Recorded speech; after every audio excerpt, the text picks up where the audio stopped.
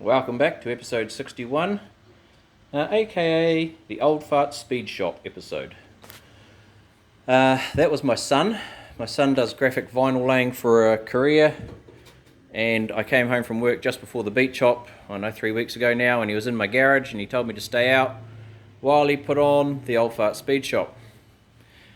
I kind of like it. It was a bit of a talking point down at beat shop, and yeah, it got a lot of points. Like a lot of people pointing at it, which is cool. Which is what it's all about. We do have an issue with the doors.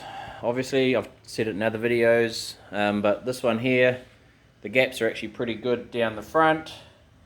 However, when you come down the back side, it gets progressively less and less, and whoop, it overlaps by about 10 mil. The panel beater that I'm using now has had a look at it, and best we can ascertain is that when the steps went in and the cab corners went on, this has all been pulled in too far for some reason or another. Whether he did it to straighten up the backboard or we don't know, but that door now no longer fits at all. It is secured up here, and basically we've tilted the door to get the back side to kick out, and then this top side up here is really close, and so hence I just put some tape to protect my paint. But you get the idea. So the old fart speed shop signs will be getting redone. My son kept that template, so when we do get the doors finished, the new door bottoms on, and we paint the cab doors green, he's going to hand stencil that to make it look all faded and old. My other two rims came in while I'm at it, so I've got the two 20 by 9.5 with 245s on the front, and there's the second one, and then we've got the two 20 by 9.5 285 40s on the rear, I think it is. I'll just come past here. So this is the other door. This driver's door actually opens and closes perfectly fine. You can see the cut line, so I've got another door bottom coming through that. And yeah, that's why it's pretty short. So we've got a new one coming, and that'll be touched up later. I've also got some new inner rod handles, because these were stuffed. Both lots of springs in here were all broken, so there was no tension. Gotta love the door handle, but it worked for the beat shop. And I'm contemplating actually getting a set of the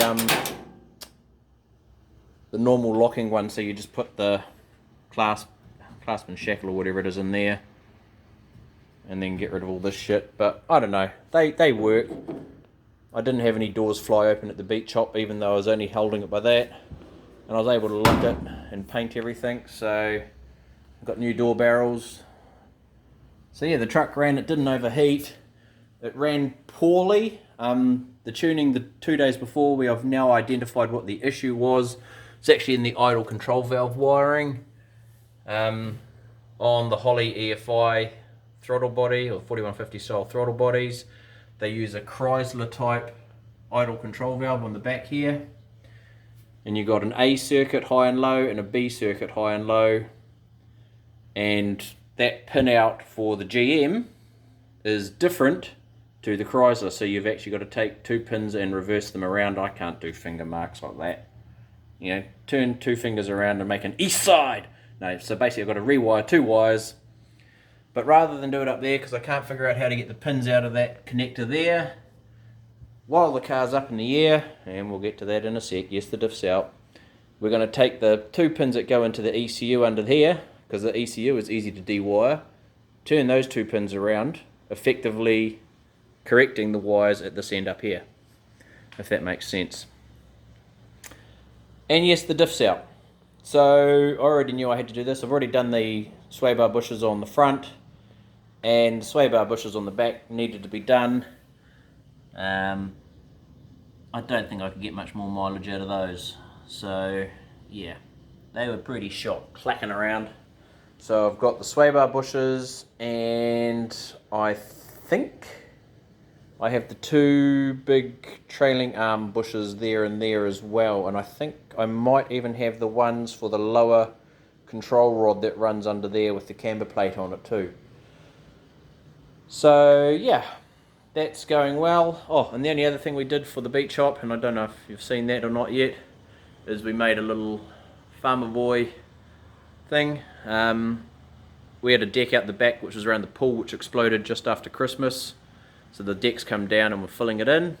But what better way to use dirty old timber off my deck to make some railings to go with my farm truck. So yeah, we're getting there. A couple of steps backwards to go forwards. There's the coilover, the Eldon coilover for the rear of the flat out conversion.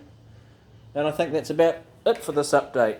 So now I'm just going to do a whole heap of bushes, whack that back in, and do a couple of wires and we're done. So until next time, that's the Old Fart Speed Shop, signing out.